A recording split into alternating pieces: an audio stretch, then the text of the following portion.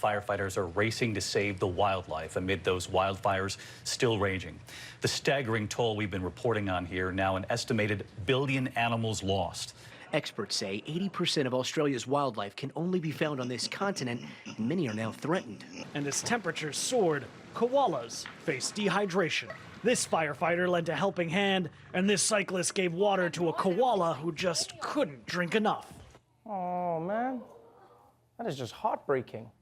And not just because so many animals are being wiped out, but because Australia has the coolest animals you can't find anywhere else. Like, no one else has animals with a built-in fanny pack, huh?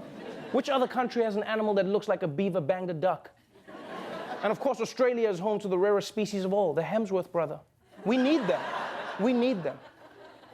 I also have to say, it's heartwarming to see people, coming to the rescue of animals. Quick heads up, though, and this is completely true. The koala population is riddled with chlamydia. So I'm just saying you may want to scrub that water bottle before you, have sex with it.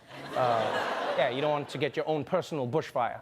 Now, Australians aren't just hurt and scared because of these fires right now. There's also a lot of anger in the country. And a lot of it is aimed at the Australian Prime Minister, Scott Morrison, who many Australians feel hasn't handled this situation like a leader should. This nationwide crisis started back in September. The Prime Minister continues to face backlash over the response. Morrison has been heavily criticised for insisting that the responsibility belonged to state rather than federal government, and for vacationing in Hawaii during the fires. I get it that people would have been upset to know that I was holidaying with my family while their families were under great stress. Scott Morrison set out for a prime ministerial moment on the fire's front lines. Instead, rejection, a firefighter refusing the Prime Minister's handshake. Other residents heckled the Prime Minister. Hey, come back! You're not welcome! Until he drove away. You from the media, tell the Prime Minister to go and get from Nelligan. We really enjoy doing this. Wow.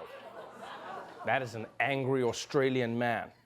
And usually it's hard to tell when Australians are angry, mostly because their accent always sounds upbeat. And I was just like, hey, mate, I'm going to stuff a bloody dingo up your ass. And you're like, oh, thank you. So Australians are angry at the Prime Minister because he was on vacation during a crisis and he didn't want volunteer firefighters to get paid, even though they're risking their lives. And while Australians are accusing their Prime Minister of not stepping up, the rest of the world, luckily, is trying to help in a major way. Apocalyptic destruction and a global reaction.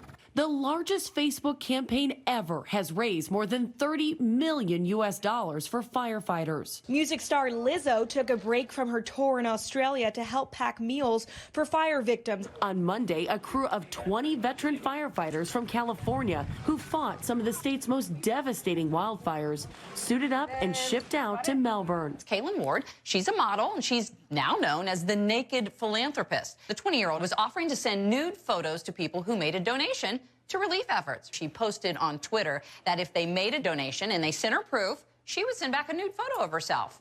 She says the idea has helped raise $1 million in donations. Wow. This woman raised $1 million in donations with nude photos.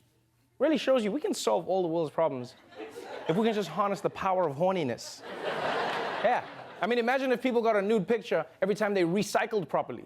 People would get very diligent about sorting their trash. Be like, what the hell is wrong with you, man? Put the plastic in the blue bin. I want to see that ass. And now, despite everyone who's chipping in, Australia still needs all the help it can get. So please, if you can, go to the websites on the screen and donate whatever it is. You can donate money, you can donate time, you can adopt a Hemsworth. Every little bit helps. But the big thing we've got to remember is that unless the world leaders take climate change really seriously, situations like this are just going to keep happening. And if you don't know, now you know. We'll be right back.